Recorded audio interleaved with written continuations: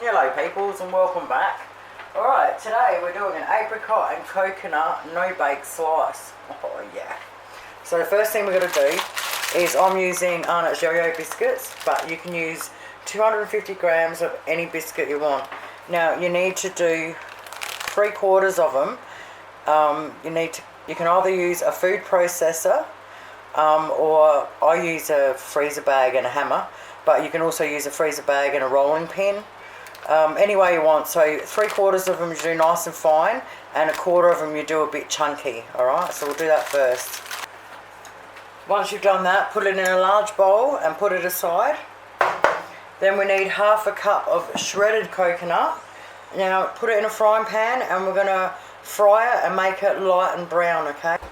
Once we've browned our coconut, toasted, put it into our biscuit and put it aside. Then we want to get 1/2 cup, alright, and we need to cut them really small. Alright, once we've done 1/2 cup, throw it in the bowl as well. Or I did just a little over 1/2 cup because I love apricots. Okay, once we've done them, the next thing we're going to do is get 100 grams of butter, chop it up into a saucepan. Now, sweetened condensed milk, alright? A 395 gram can, which is this, is exactly 1 cup. And in this recipe, you only need 1/2 cup. So you want to use exactly 1/2 can in with the butter on very low heat until the whole thing's melted through properly together.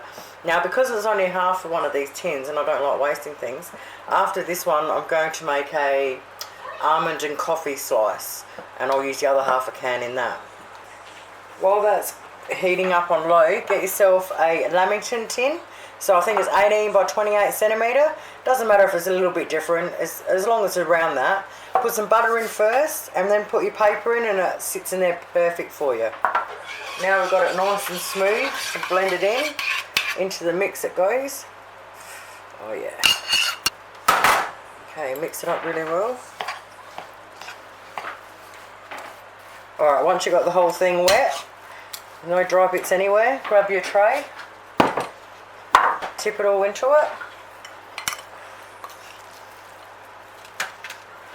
Alright, move it all around.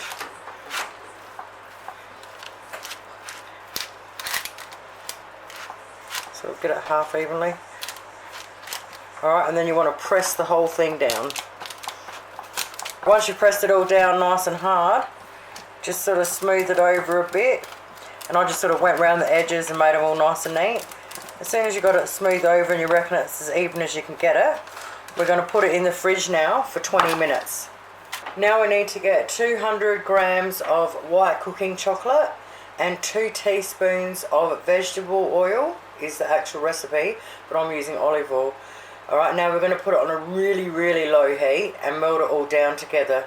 Now if you're not comfortable doing it in a saucepan, you can do it in a bowl over boiling water in a saucepan if you're more comfortable doing it that way. Now our chocolate's melted. And pour it over your slice. Smooth it over with the back of your spoon. Hang on, dolls.